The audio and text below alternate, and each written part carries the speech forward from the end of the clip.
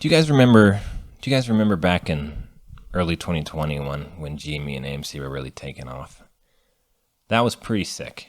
I would wake up and like at 9 a.m. I was cracking a beer watching my portfolio like double in size that day. That was a lot of fun. And back then, the whole short squeeze thesis made a lot of sense.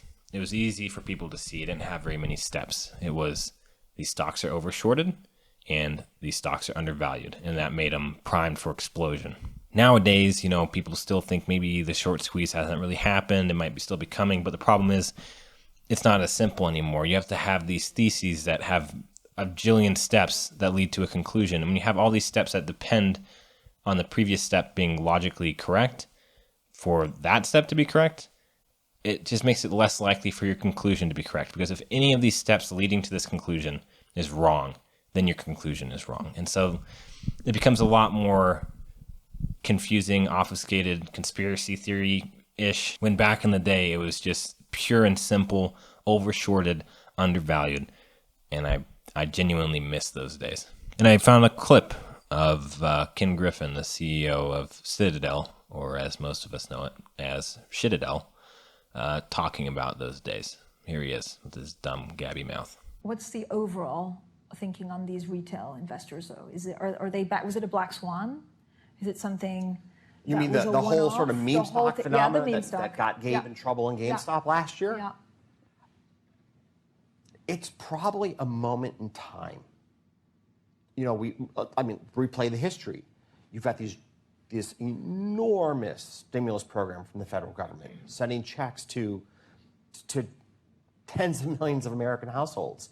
And a fair number of those households did not need the cash. They put it into the stock market. And people were looking for connection. They were looking for something to be involved in. You had the rise of the Wall Street bets and the whole Reddit phenomena. And I don't want to say our stock market devolved into entertainment, but there was certainly an entertainment dimension that came into play with money that was in some sense just dropped out of the skies into people's wallets. And they took a run at the stock market and GameStop and AMC and dozens of other meme stocks. And frankly, a lot of it came from a place that I don't think it was very healthy, which is like, let's try to take a firm like Melbourne and put them into bankruptcy. Like, great. So you basically help wipe out the pension plans of teachers. You feel good about that? It's not Gabe's money that you're taking down. You're taking down the money for a pension plan that belongs to a teacher. So I don't think it wasn't a very good moment in American capital markets history. But I think you have to replay history and go, where were we as a country? And people were locked up in their basements, kind of losing their minds. He tries to flip the script and blame retail investors for what happened. He's the one who took teachers' money and gambled it and lost. They're the ones who got greedy and overshorted these companies that didn't deserve to be shorted so much and got their teeth kicked in. It's pathetic because one of the first things you should do as a trader is take blame for every trade you make. Otherwise, you'll never learn. If you just blame the system, like the whole system screwed against me, then you'll never learn. Or if you're like an investor who lived through the 2000 and 2008 crashes and you just get sour at the markets, like, don't blame the markets, blame yourself and think about how you can do it better.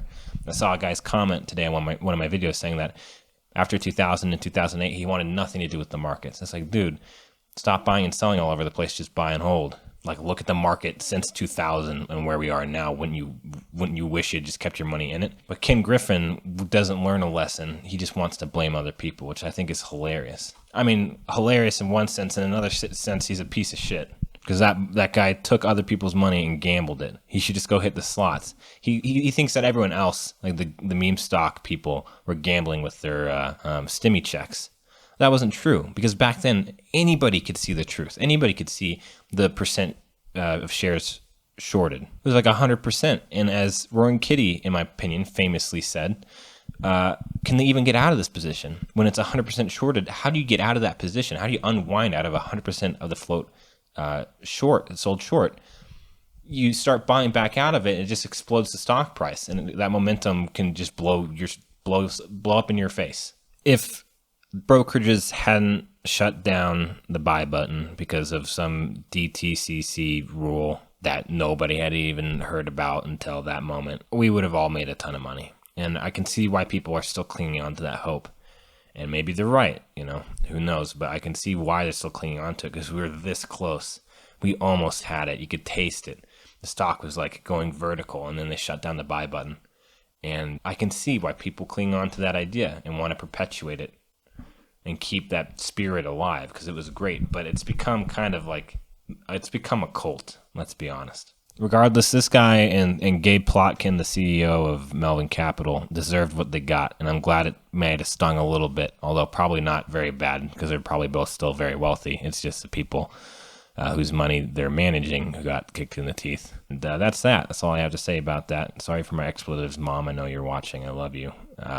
Catch you guys later.